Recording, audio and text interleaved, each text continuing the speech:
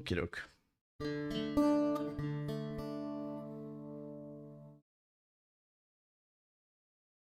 Okie doke.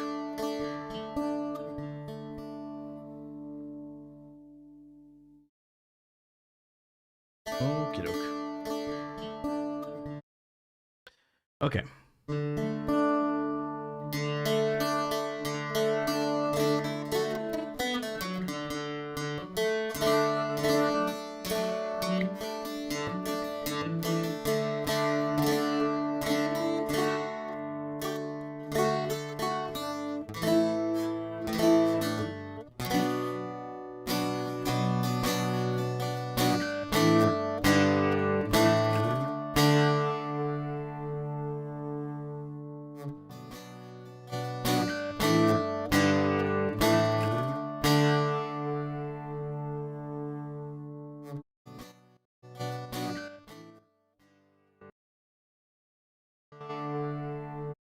Okay, let's see, guys. I'm just checking out new audio levels here.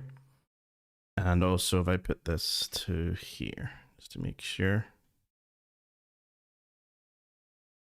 I can see everything. Okay, so that second camera looks a wee bit out. So what I'm going to do is I'm just going to go into my Stream Deck and start messing around with this thing.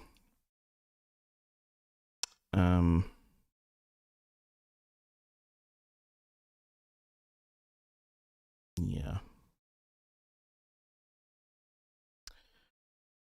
Yeah, it tends to be the... Yeah, I'm going to be using that camera a lot more often, so I need to be using this guy. Gimbal movement, yeah. And you, same thing. And you. Okay, I'm just going to change them all. Sorry, guys. Technical stuff.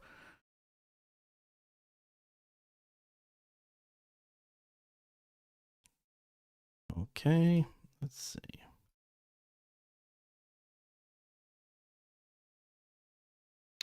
Now when I do this, it should move, hopefully. There we go.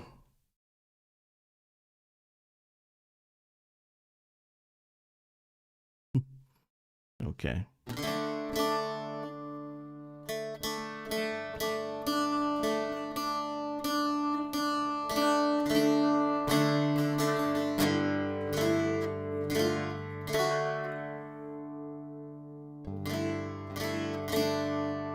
A bit more light as well, I think, on that fretboard.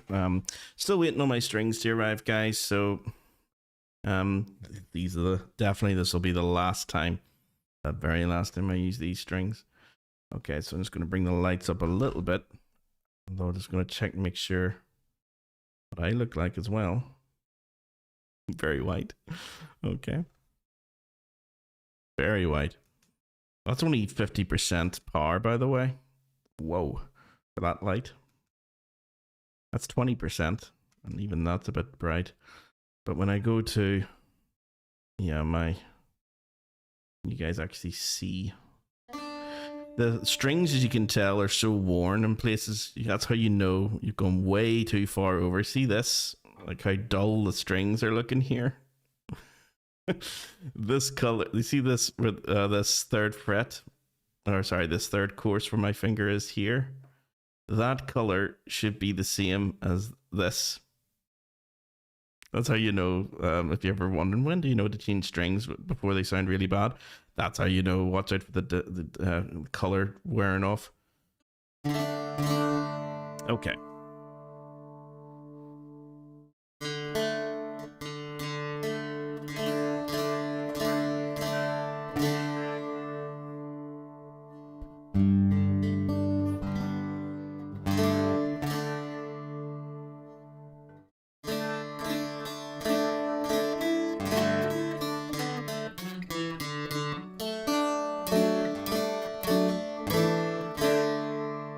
Okay, that will have to do for tonight, I think.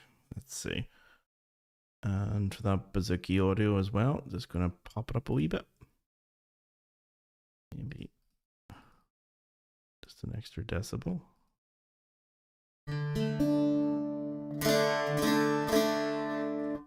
Okie doke. What have we got for tonight, guys? Let's see. we have, if the audio is good as well, let me know. Just don't be afraid to ask questions in the chat as usual, guys. I'm not going to go through this every week, but it's just just to make sure everyone's okay with how this works. You can post questions, you can leave questions in the community, my website, or in YouTube. I've always have them. I can always see them. So if you have any questions about anything that I'm doing or what I'm learning, or anything at all musical, just go for it.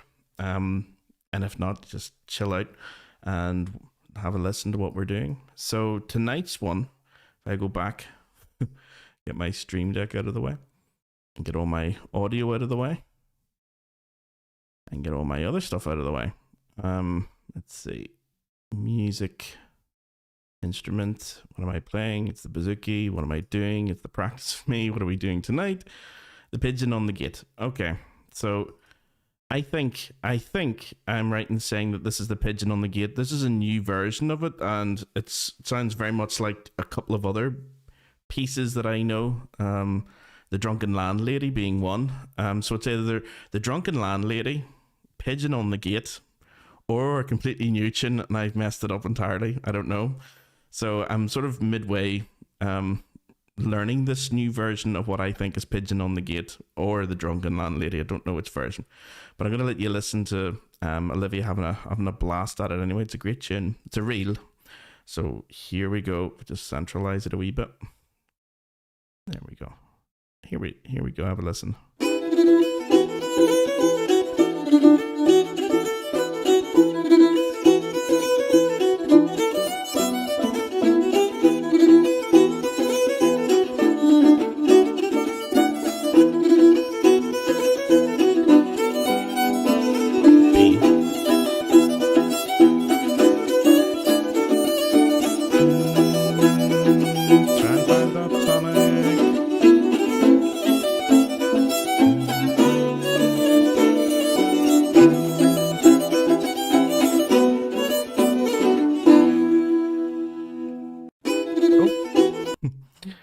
Great playing as usual, guys. Go over, check out her Facebook, check out her album. Excuse me, hope I'm not coming down with something. Yeah, but her Facebook, guys, it's fast becoming like my sort of go-to place to learn new tunes. I used to go to the session.org, but it's actually lovely to hear somebody like a professional musician actually playing the tunes as well. So yeah, check out her Facebook. Hundreds of tunes, and they're all like at a nice speed as well, and they're played through once, so you don't have to sort of listen to 50 different tunes. You can just get the one tune that you're interested in learning. So yeah, I'm hoping that I think it's the Pigeon on the Gate. I'll let you guys decide. We're going to go through different versions of this tune tonight, and you can decide which one it sounds most like. Okay, so that is her playing of it, and as usual we have just the audio, so we can just zero in on each section. And also I'll bring up the muse score while we're at it, why not? So this is what I think what she was playing, although it's going to be a lot slower. Well, we could add the tempo. Let's make it a bit faster then. Crotchet equals maybe 120 just to keep it sort of.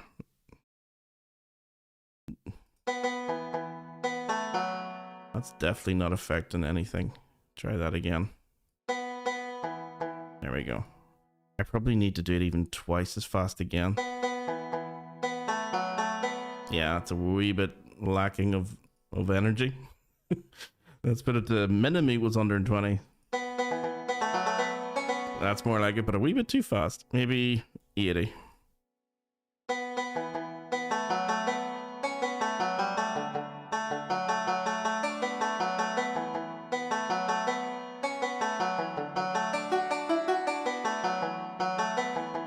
Yeah, that's a good speed to learn it at. So jum.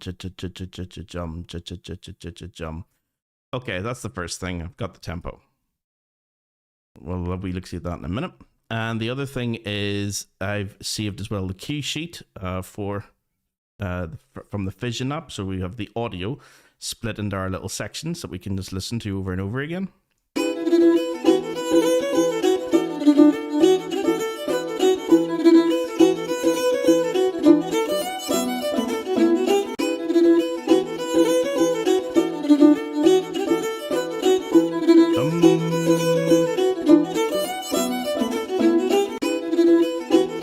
So as you guys can hear, the first time I was listening to that for the A section, and also for this time as well, I'm humming that tonic, that doo. And then when I'm doing that, I'm looking to see where is that, you know, on my bouzouki, that and I always use like the first, second, and third courses as like my guide. Well, it's definitely not those. Open strings. So bum. If I hold, usually it's up the scale. It's usually one of those. And that sounds like it. So it's on the second fret. So this sounds like it's in the E, so-called E minor, or more accurately E Dorian mode. Bum bum bum. So I'm holding my finger there down on the first, second, and third courses, all on that second fret.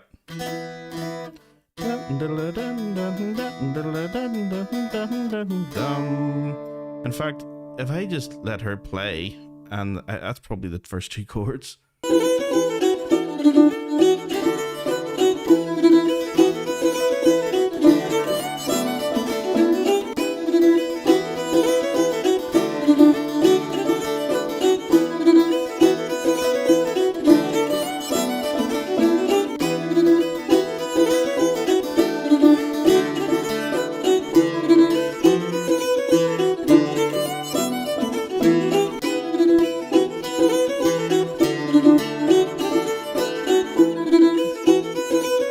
I'm way out of tune.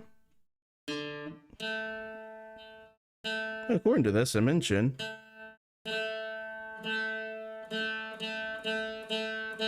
Well, I'm getting a blue light on my tuner. So maybe when I add that down. Yeah, I'm sharp now.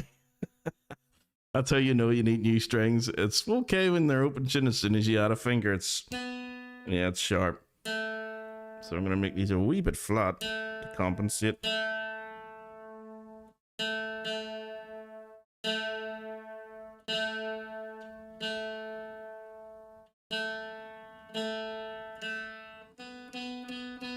Still says I'm sharp, but what can you do?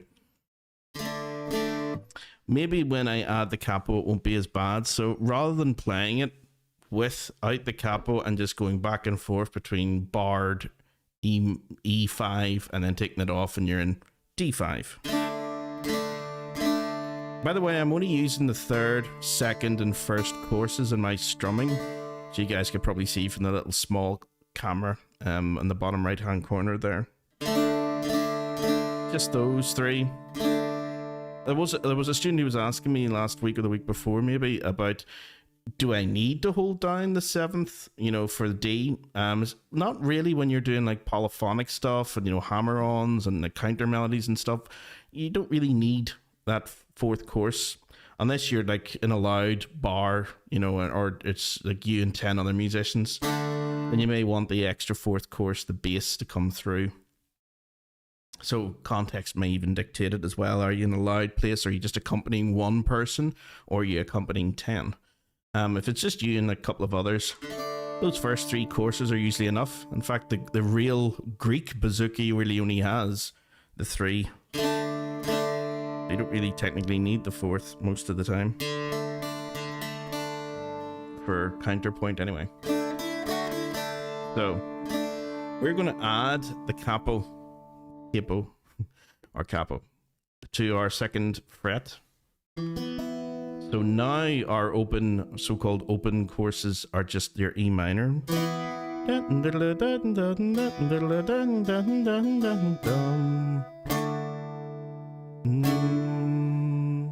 let's bring up our little reverse chord up. Oh, that's handy. We have it on a second. That's great. Okay. There we go. Those are the tunings now that we've added the capo. A, E, B, E. So obviously E, B, E is our E5 chord now. And that's our tonic.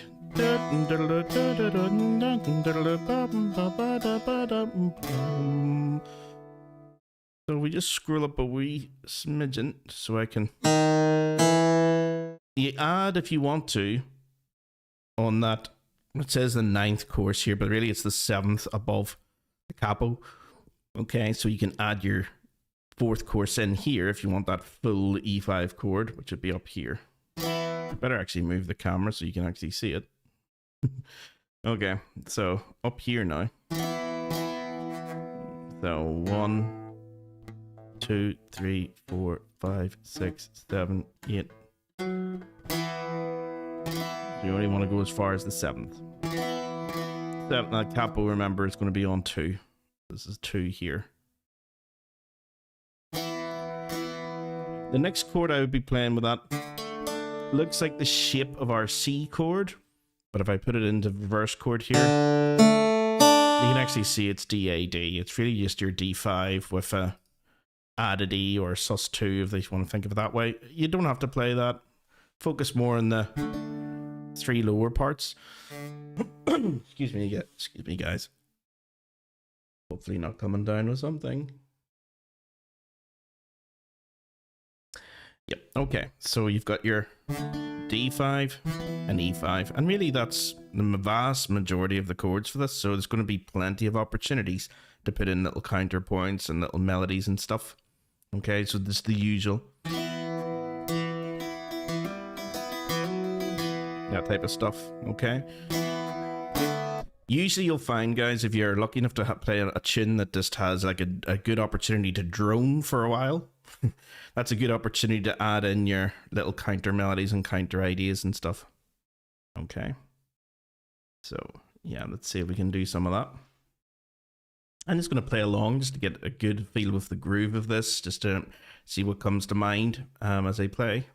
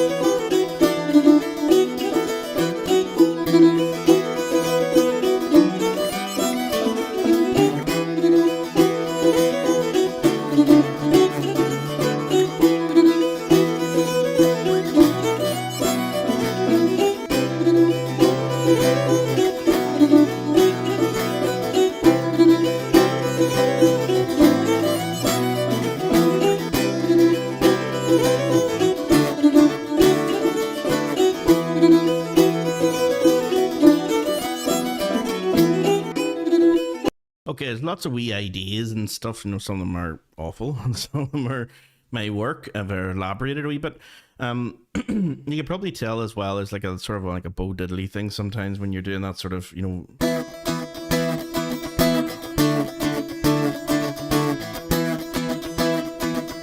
You know, when you've got all three fingers down. Or you can even add the fourth if you want. I wouldn't do that unless you're doing it, you know, as a sort of real contrasty thing to what you've just heard. Like you've got a lot of bars like open drone. That's the norm. Okay, like to have like a nice drone accompaniment to most tunes. Okay, when you start adding like too many fingers down, you could end up with, you know, killing the sort of, you know, the feel, the groove of it. But you may want to, like for syncopated ideas or really to sort of, you know, indicate a new section or a new, you're repeating the tune or going to do a new tune or something is about to happen. You may want to introduce some of that sort of, you know, Bo Diddley rhythms, you know, that dump, ba-dump, ba-dump, ba-dump, dump. But don't overdo it like I was. Yeah, it's very similar to what we had last week, actually. Excuse me, I have to clear my throat there. So, can you build it up just from scratch?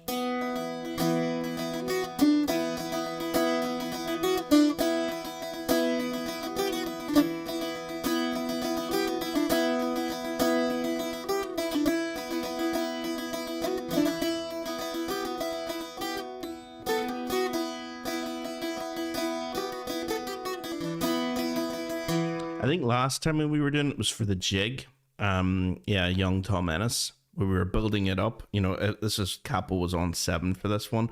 But for this, it's going to be a reel. But it's the same type of ideas that you could reuse if you wanted to. So, for example, if I just increase the brightness a wee bit so you can actually see it.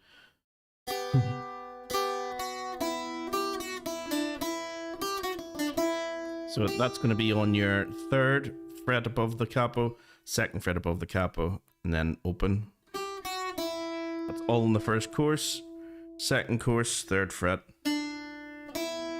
Back to the open 1st course.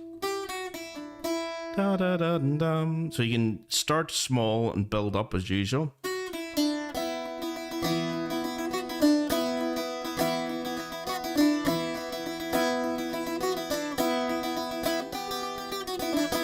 Da, da, da, da, dum. Or you could do, can we get this in?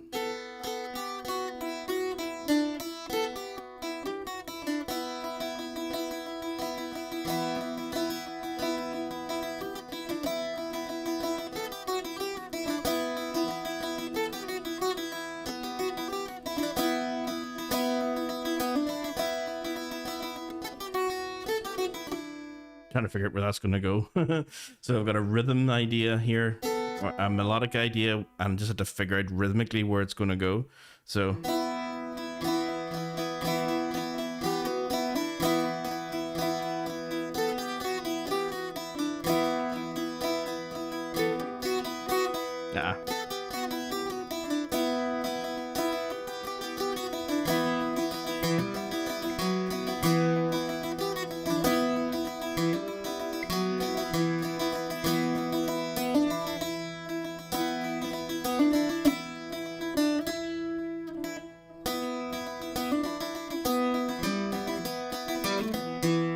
that was the other one as well. Except for it was a jig, it was...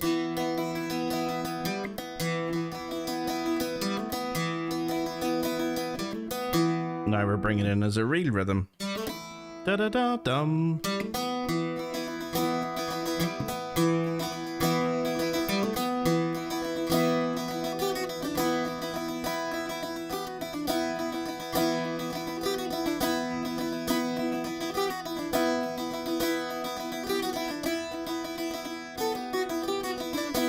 have to figure out where that's going. I'm still not 100% sure. All of that is just an elaborate build-up from da da da dum. Just gonna move my capo a wee bit further up so it's a bit more visible. There we go.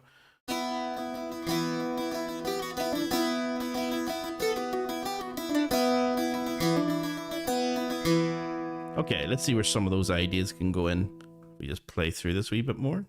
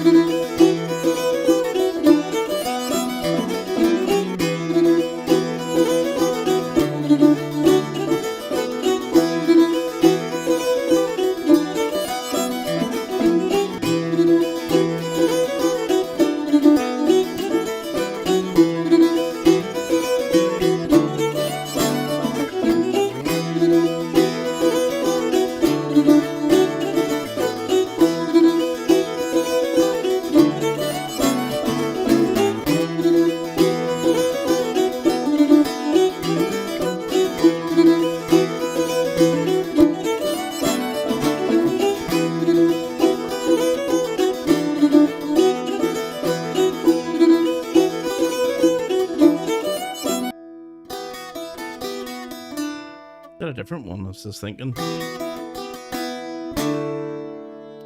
There seems to be a lot of having to get to dum, the D5 chord, quite a bit. So, because the other way is we're ending on the E5 chord, whereas if we start going upwards, if we yeah. Dum da da da da da da da dum.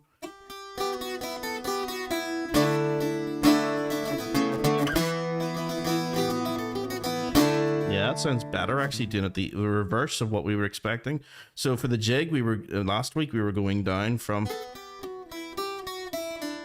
da da da da da da da. Oh, I can't remember it now.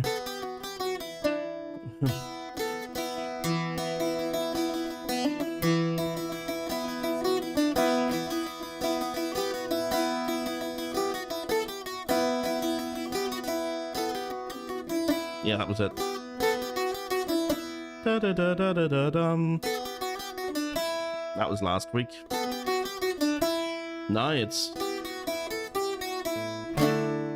so recycling the same ideas, but just, you know, maybe inverting them or retrograde, putting them back to front, backwards, or, you know, putting them upside down or whatever for inversion. Or just, you know, messing around, dropping things in, pulling things out, and just putting it into a different ending. That's what we're aiming for, is this chord. So you can hear that quite frequently when we're playing this tune.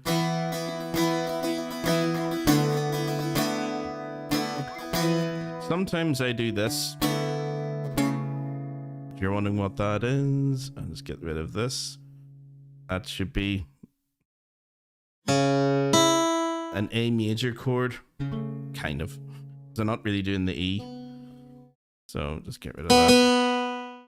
Yeah, it's like A major, no fifth, over C sharp. It's not really a chord if there's only two notes. But imagine if you wanted to add the E, you could.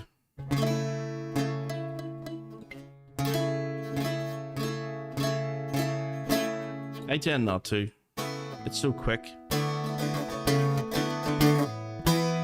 Da-dum, because it goes from C sharp back up to D, and then that's obviously just down there, and then back up to here. 5.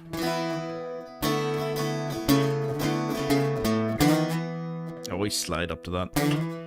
So.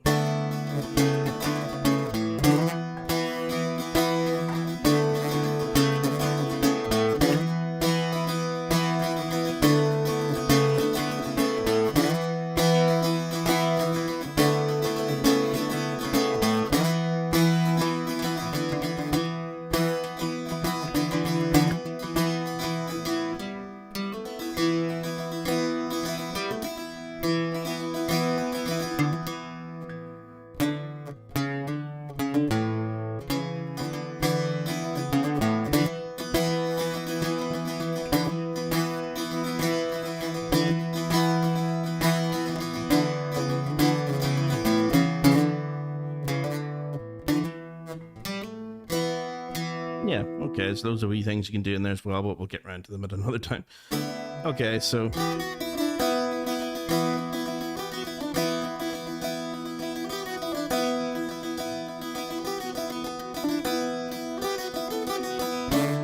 yeah, gotta get ready, get that ready.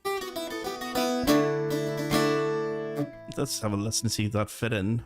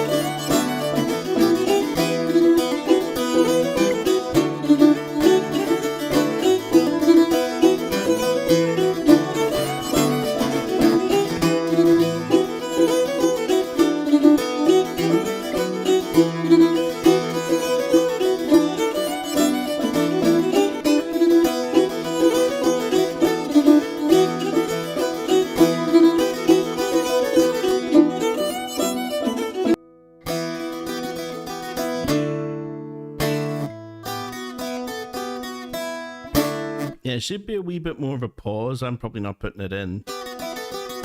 Da-da-da-da-da-dum. That should be a pause. Before you hit that chord. I think I missed that every time. Kind of hard to hear myself and hear. I'm probably not hearing what you guys are hearing. Apologies if this sounds all over the place.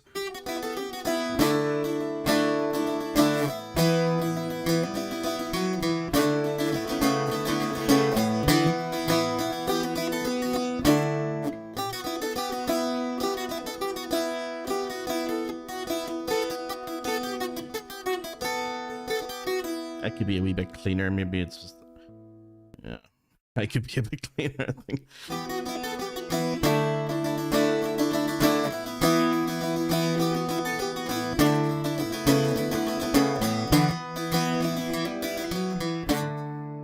Okay, so there's a whole mishmash of stuff going on in there.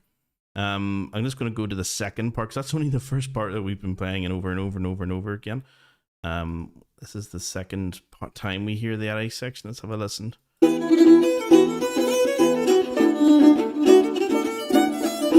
nice wee variations as usual.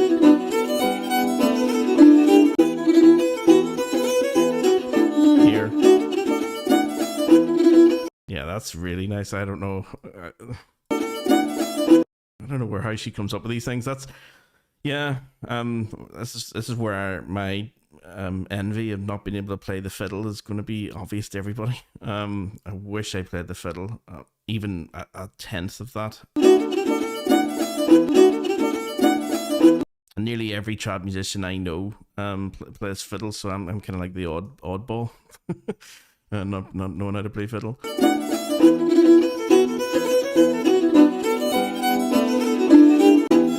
Okay, here's the B section. Let's have a wee nosy at this.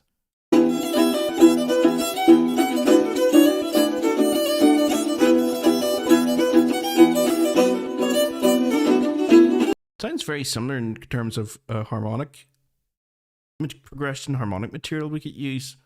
So yeah, it is quite a droney piece, which is great because it allows you to come up with, if there's a lot of sort of fast chord movements and, you know, it changes harmony every bar, that can be quite restrictive. It can be quite liberating too, though, that you don't have to come up with your own stuff. You're kind of just stuck playing, you know, little melodic phrases between one chord and the next.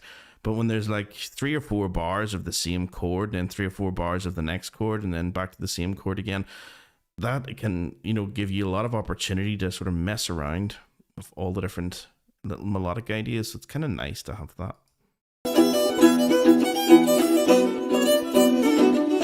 Here's the B section for the last time. Oh, nice. Oh, of course, that dum. Is that the one I was playing down here? Yeah.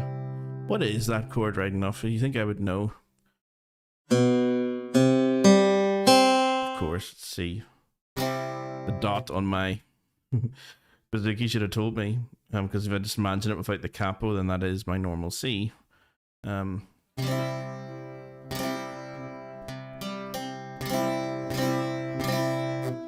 be my C5, but it's nice having the capo down because you get that E. Just move everything up 2 frets from C, and you're going to go up to D5, then up to another 2 frets to E5. So, for anyone who plays guitar, this is one of the huge advantages that bouzouki players have over you, is that they really only need to know, to get going, to quickly learn a couple of tunes. They really need to learn like 2 positions, really, or 3 maybe at the most, and just start moving everything up and down. You know, it's the same. Like, there's my C, D, E, or that's very like the Kinks, isn't it?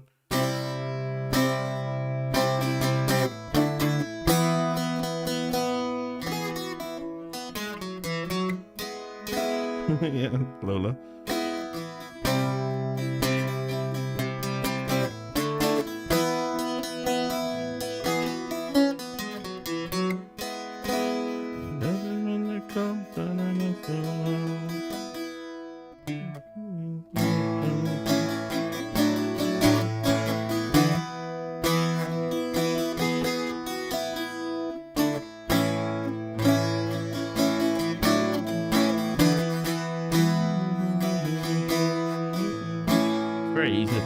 the guitar or the bouzouki.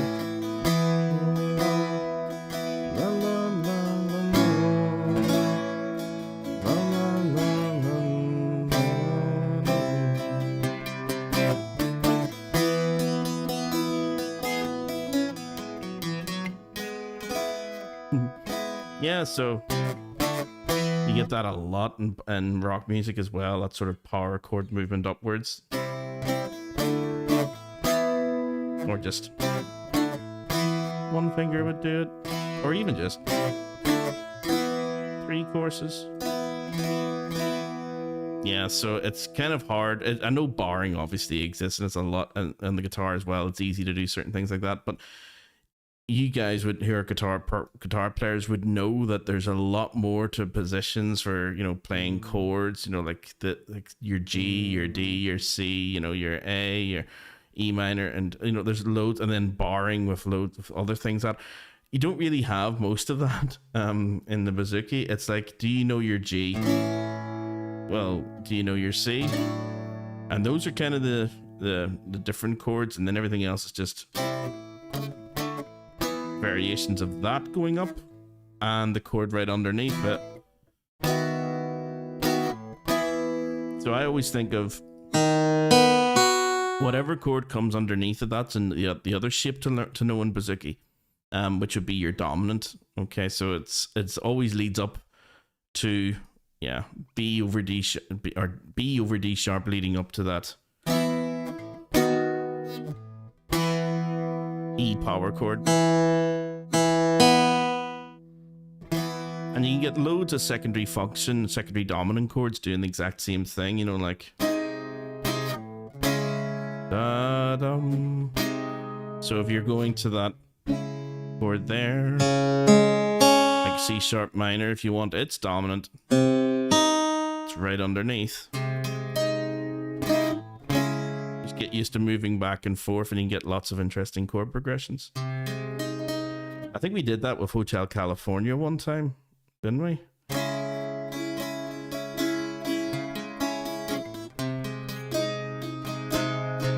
Move it down. And it's dominant.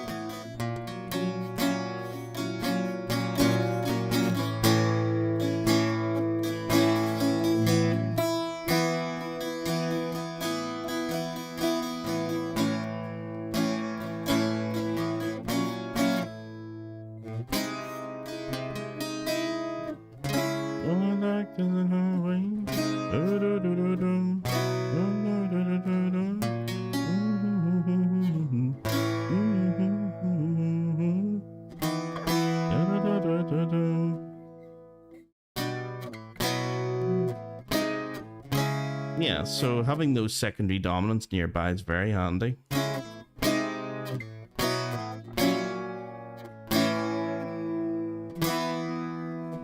Yeah, and it's not actually that difficult. I'm probably explaining it very badly, that, you know, but every single one of those chords that you play with that type of position, like that sort of, you know, what's the word? It's more than position, hand position, structure, or whatever it's called, hand position. When you have that finger down and these two like that, there are loads of chords you can get just by sliding that all the way up and down, and every single chord you can get that way has its secondary dominant right underneath it. Like for that one, if you just memorize one, you'll get them all. So for this one, for C sharp minor, if you just put that underneath it,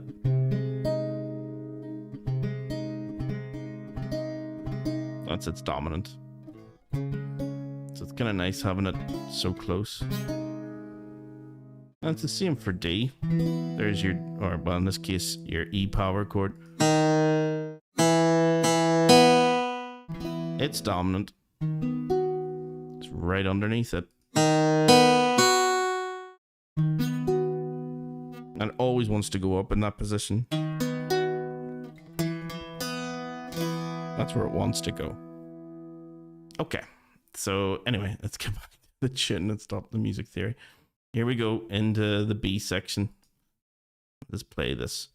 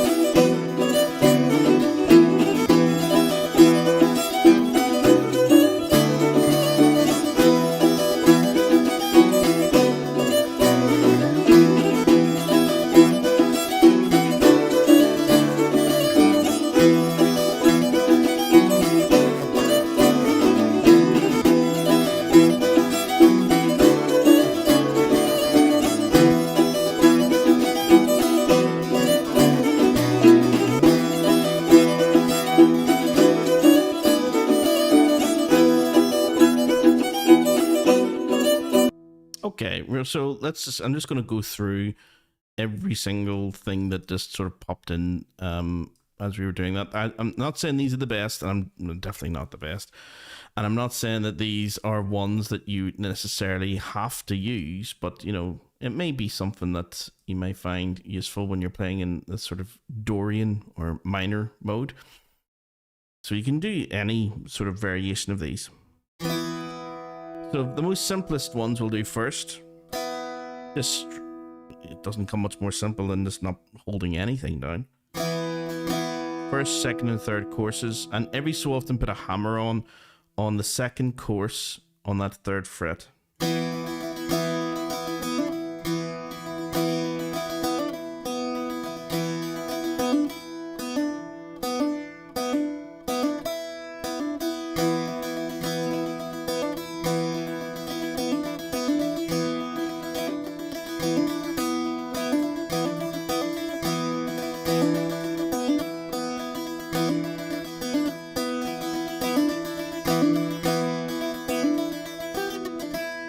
Okay.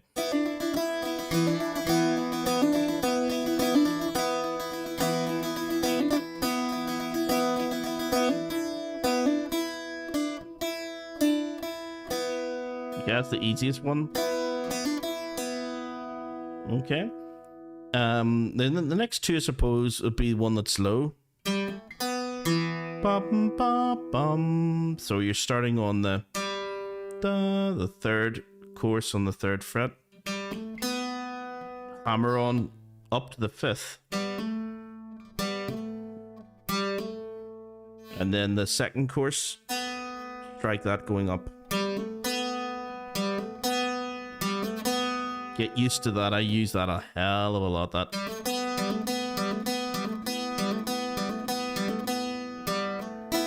oops. And then end, of course, with nothing on that third course.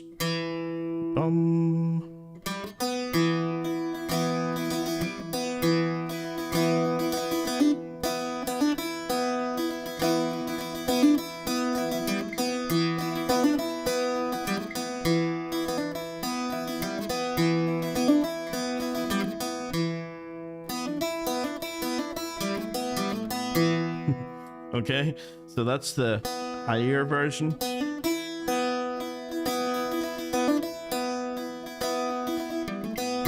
The lower version.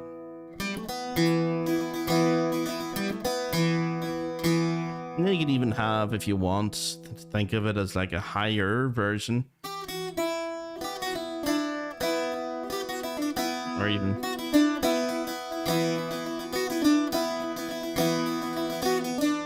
now that one is first course, second fret, then first course open, second course, third fret, and second course open.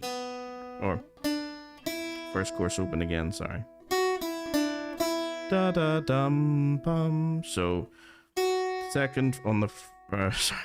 First course in the second fret, first course open, second course in the third fret, then back to the first course open.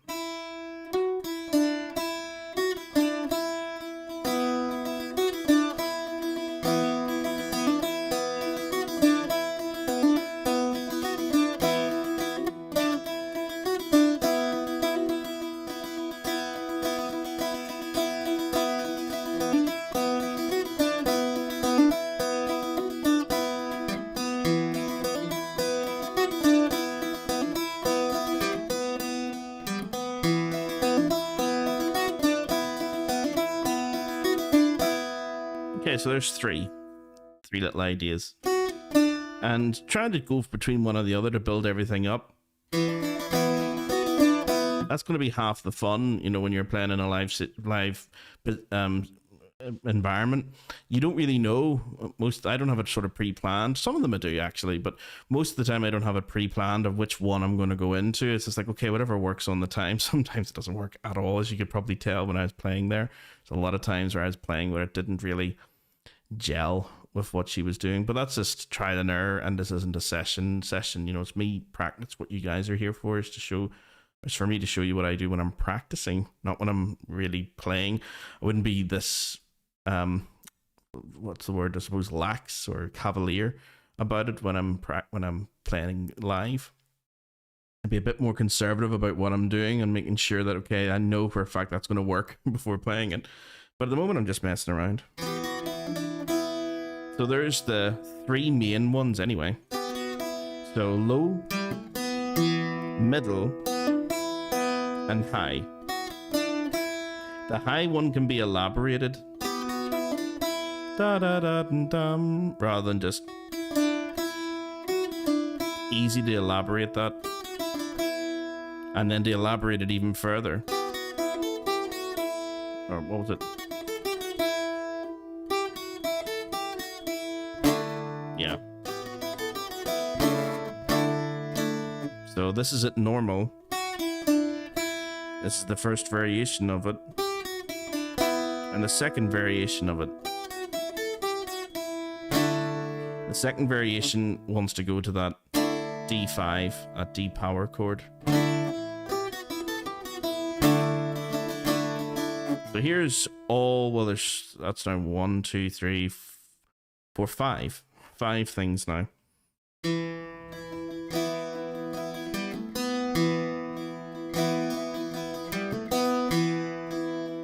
That's the first. Here's the second.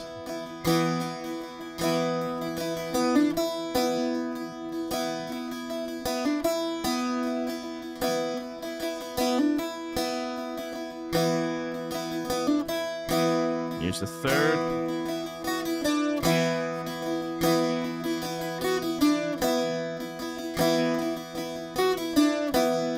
Here's the fourth.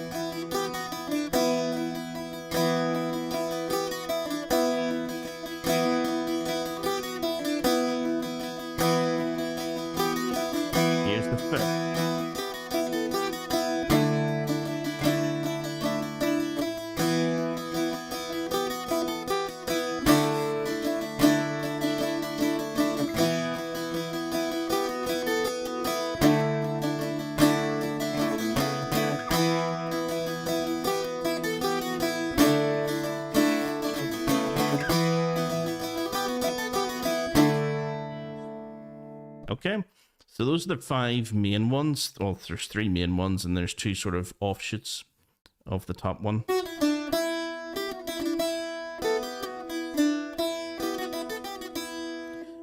You can also have a couple of others, like the... I've done that quite a bit. Going up.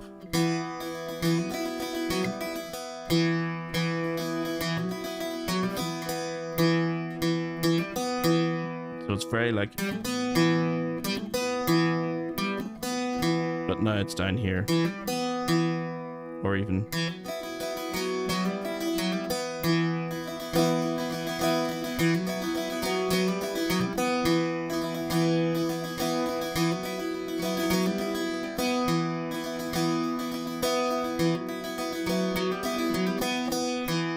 and you can even do like little jumps between them.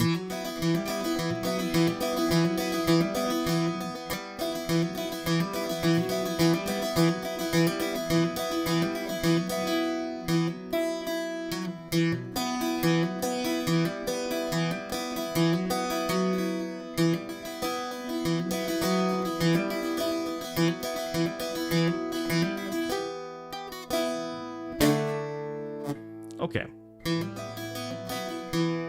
that's the low version. That would be number 6 if you want to think of that as like 6 maybe, and then 7 could be, or even 8 could be, or going to go downwards, which is kind of like high version is there. The low version. So again, I would say the 5 ones that we looked at the beginning were the main ones, and these are all like little variations an octave lower.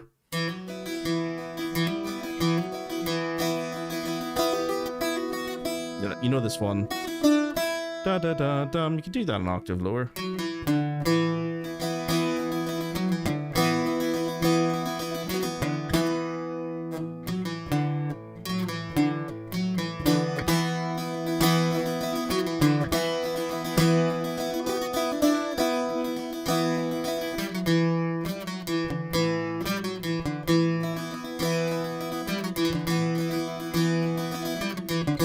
Sometimes I have to bring my thumb in to dampen it because you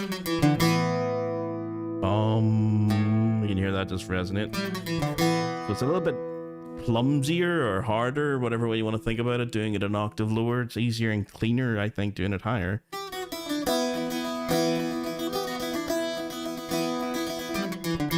Yeah, I can tell that's a wee bit messier. But if it pauses on that for a second, it's not as bad.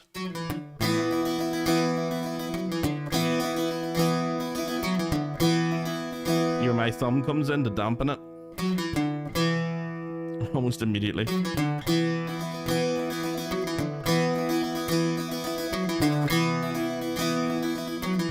Because if you don't, just the act of lifting it off, because it's the thick string, you end up sometimes getting like the pull-offs that you don't want, especially when you're amped up like I am.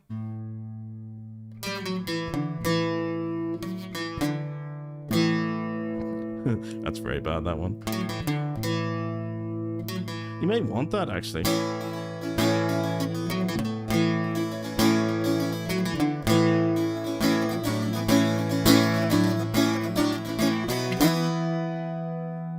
Okay, so...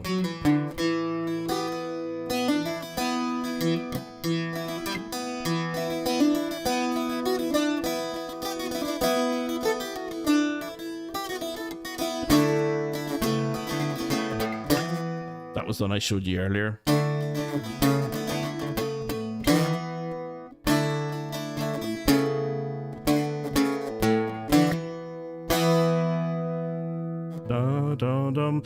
So that doesn't work sometimes, and it might even work here, but sometimes that doesn't work when you're in the Dorian mode. If you're playing an E Dorian, or sometimes if you've got the capo on, you're playing in the A Dorian, it doesn't work. You know, doing between the major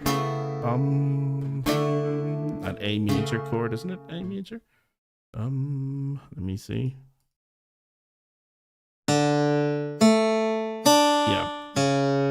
Yeah, that sometimes it doesn't work if you're in the E Dorian, because sometimes you have a tune that really wants the A minor sound, you know, down here. So if you ever have tunes that you can hear that chord is needed, you're probably not going to be able to play the major version up here, A major, because that would clash with the...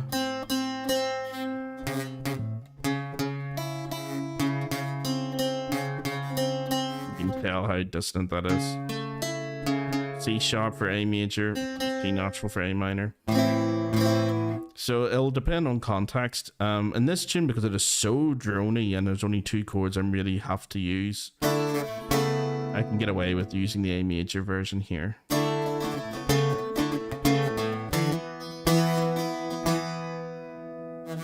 Okay. Let's have a nosy. Let's do the whole thing.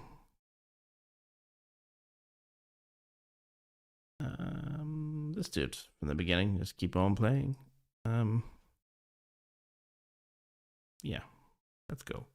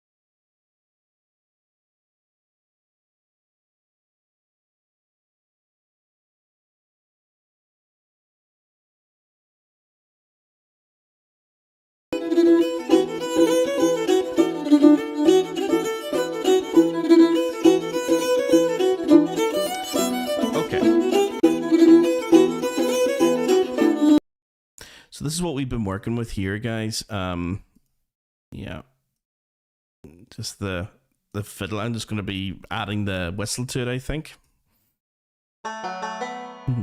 So let me have we listen to it as we go through this. I might actually change over the audio so you can hear the whistle. Testing 1 2 1 2. Let's go take that off for a sec. Testing 1 2 1 2. I'm going to turn this up a wee bit more. Yeah. Okay, let's hear her play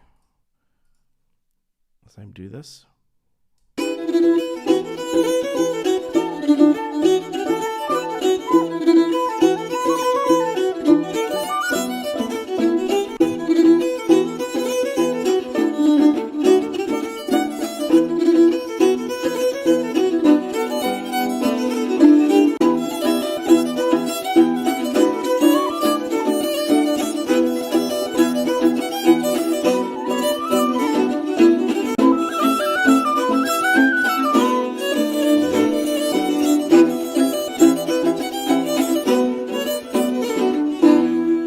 It's actually it's a lot closer to what I had notated down. I wrote this down earlier on today, and I was thinking I would have to go over that just to be sure, but I think it's pretty close. Let me just come out of this for a second, and what I'm going to do is I'll duplicate her, and then alter it or slow it down, speed. Yeah, just to sort of play along. I'm going to put it in to pitch switch, my usual go-to program for this, and speed.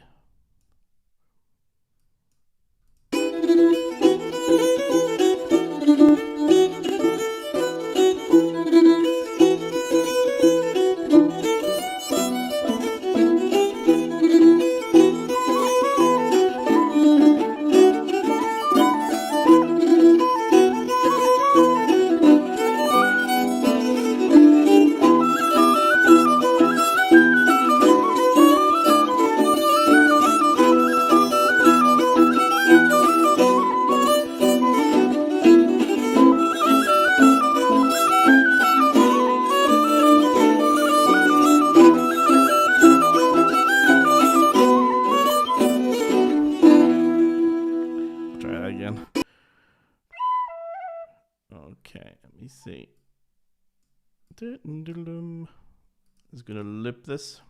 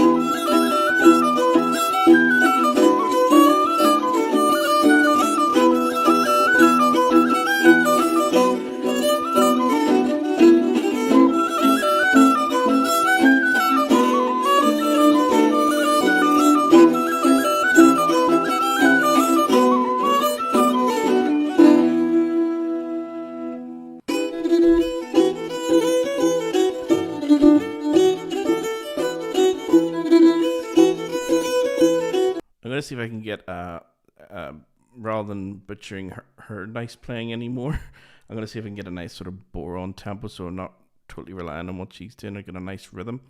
So as usual, I always do this, guys, with Logic. I just have like a template that I use and just add like a nice bar-on speed. Okay, there's my template, Irish traditional music.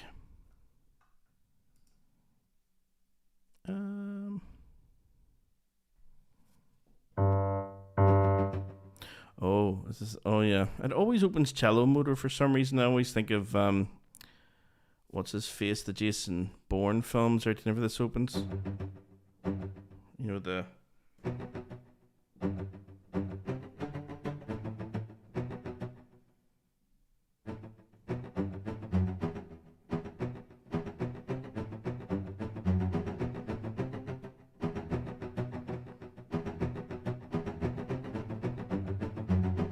that sort of thing.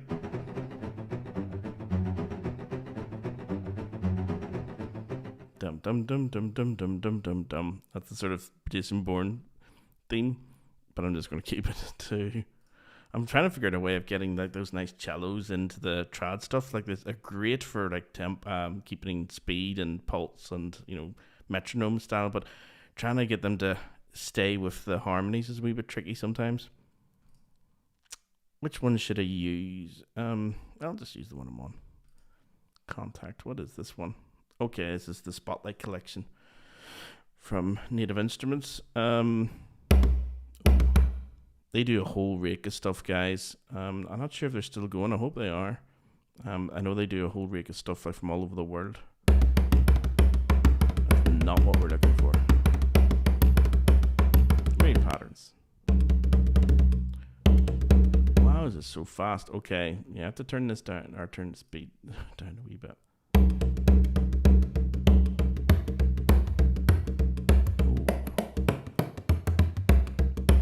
Let's record. Yeah.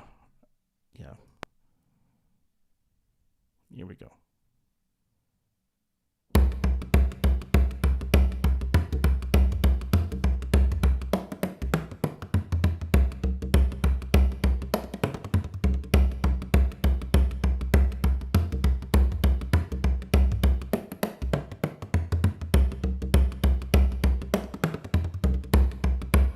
Okay, that should do it, I think.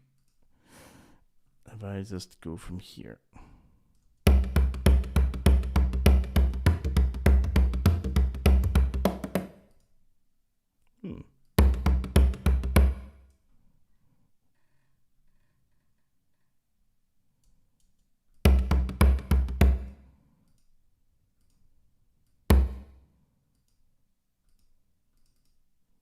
Why is that not working? Oh, maybe. There we go. Okay. Get rid of him for a sec. Okie doke. How long does this last? 3, 4, 1, 2, 3, 4, 1, 2, 3, 4. Okay, so about there. If I just split this, because what I can do. What does that sound like just on its own some?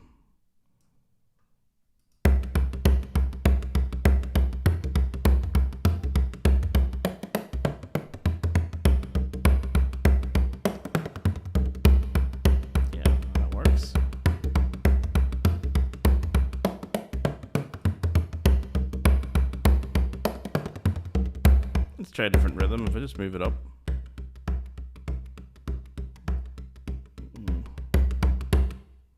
What's this one?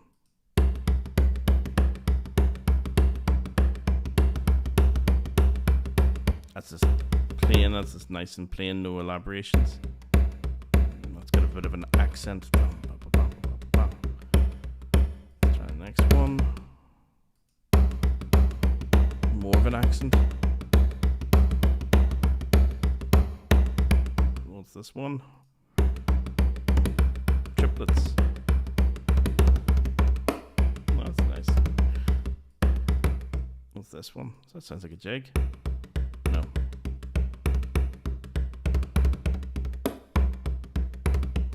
That sounds nice to me.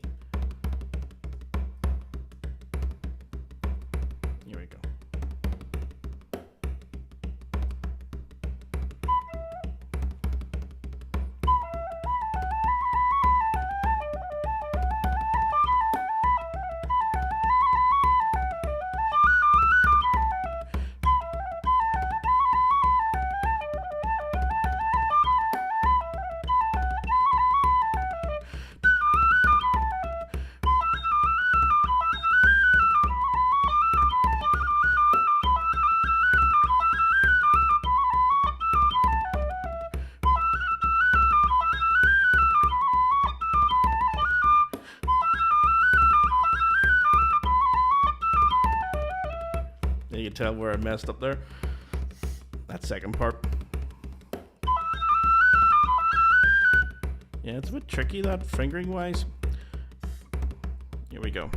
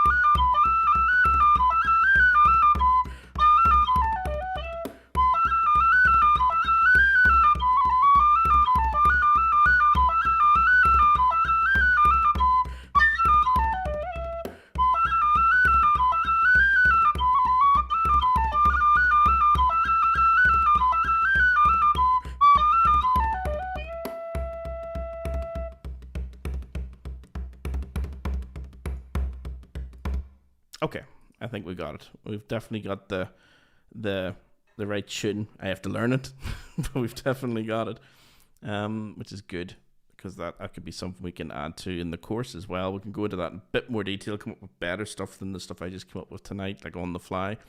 But it's worthy of, you know, further study, definitely. And especially her version of it, like I probably want to add in like as many variations as I can, but those should put in loads, so it might just be easier just to play it straight and boring to begin with, and then try and add in more of the interesting stuff later, maybe, if we have time. Okay, so there's my little metronome. I can make it far more interesting, of course, if I wanted to sort of have a band going. I just add in the pipes and maybe try get a drone going. And this is a bit interesting. Where are the drones? Yeah, let me see. But I want...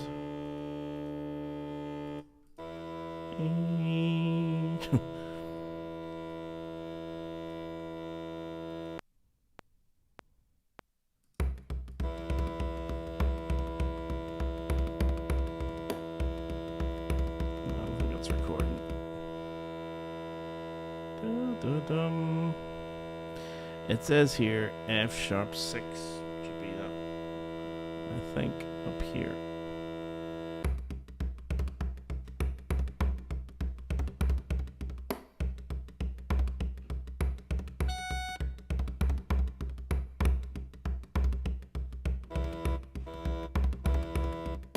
Okay, it's absolute limits of my keyboard, really. Okay, let's see if we can add in a drone. If I just get rid of this for a sec and go back to the start.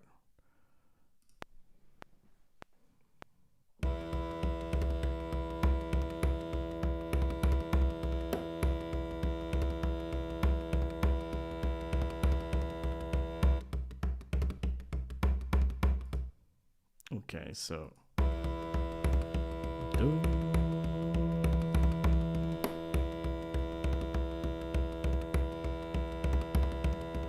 let me see where I can get that drone.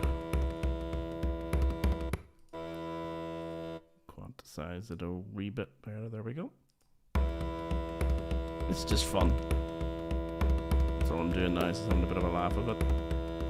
Why not add in some session guitar? Okay, let me see if I just add in this guy. What would be the chords? Let's see.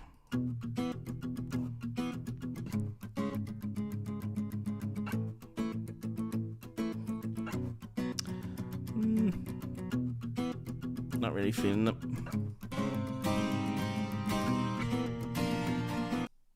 Let's try this.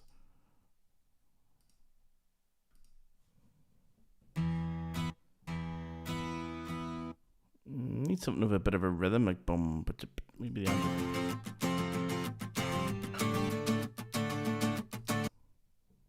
Okay, so let's see what have we got here.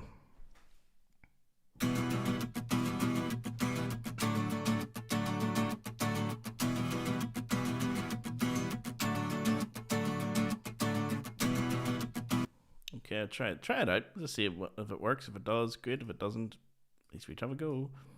Here we go.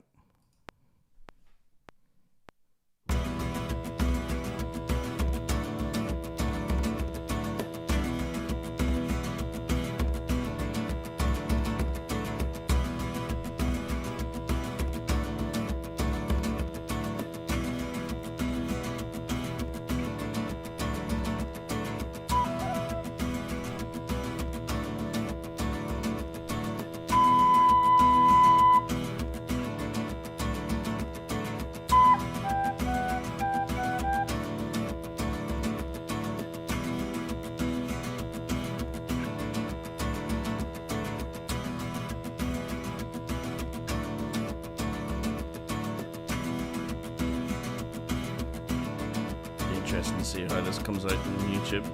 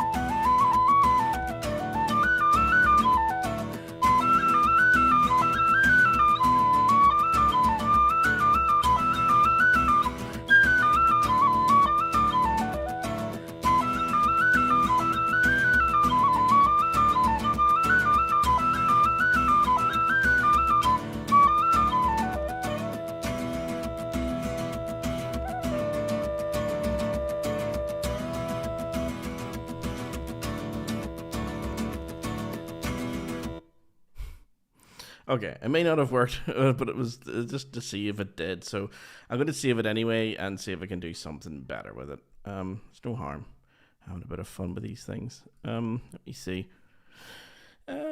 Documents. This is going into the instrument tuition. This is going into the bouzouki of the instruments, even though I'm playing whistle, which is going to be very confusing. This is going to go into practice with me. This is going to go into Pigeon on the Gate. And that's what I'm going to call it. Yeah, I'll call it pitch because the chords, like, it just goes back and forth. You can't really use this for every single reel. Why is that Pigeon on the Gate? Why is it taking forever? Come on. Pigeon on the Gate. It should be this hard to name a file. Come on. There we go. Pigeon on the Gate. And just close him down. Okay.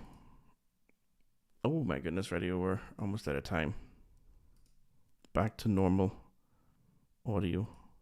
Yay. There we go. Okay, hopefully we're back to normal audio. So we've got plenty of stuff there. So any of you guys who are in my Bouzouki course, there's plenty of stuff we can work our way through and, you know, build it up. I know we're probably going to take forever to get around to these. We've now got, what is it, 4 jigs and 4 reels extra added onto this part 4, and we've already got a lot. Like there's already 1, 2, 3, 4, 5, 6, 7, 8 more things to come before we even get to these 8 things. So maybe by summer we'll have finally gotten through everything, but they're adding new stuff all the time. So if you're interested, guys, head on over to the Top Score Music Academy and have a look at the Bouzouki course there, because I keep adding stuff to it. So it's like a one-time fee, but you pay once and you own it forever, and new stuff's going to be added all the time. So there's a lot of new stuff coming. And I'll probably take a break over the summer to get stuff prepared for September again. So, yeah, summertime, need to get into the festivals. Okay. Right. Let me see. Was there any questions during this thing? I'm not sure. I don't think anyone's asking. I think everyone's okay. Chat disconnected. Please wait while we try to reconnect you. Yeesh. Successfully reconnected. Okay, guys, so the chat just gave out on us.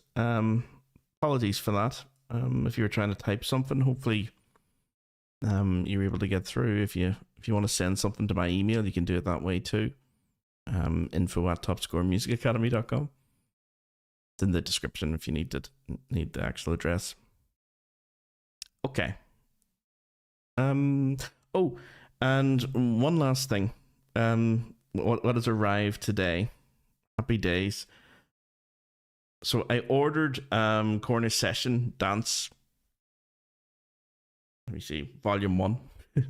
So this has arrived, guys. I highly recommend. From last week, you may know that I put like a wee link up, and I finally got my copy, which is brilliant. So I'm going to be working my way through this and putting some Cornish dance tunes as well into the course. And there's another one that I've bought on the way from Brittany. So I'm trying to expand it out from trad, you know, trying to include other stuff as well. So I'll put the link in the description for where I got this, because there's great tunes in here. And I've already noticed something about Cornish music, which we don't have a lot of in trad music, and that is syncopation built into the melody.